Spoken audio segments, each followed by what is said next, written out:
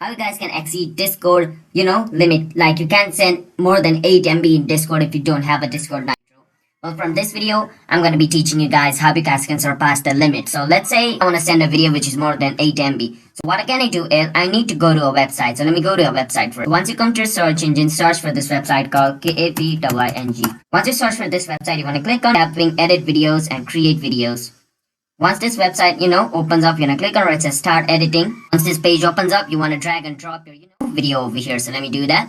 This is gonna be the video. I'm gonna drag and drop it over here. Now wait for the video to be uploaded. It needs to be 100% over here. Right over here. It needs to be 100%. Wait for it to be 100%. So once it's 100, you want to click on where it says export video. Click on export video.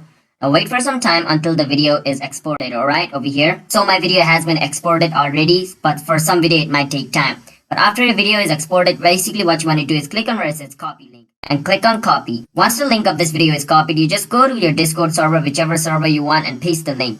So I've already pasted over here, but for reference, I'm going to paste it again. And as you guys can see, the video is over here, which is more than 8 MB. And I'm sending them without, needing Discord Nitro. I can even click on the video and,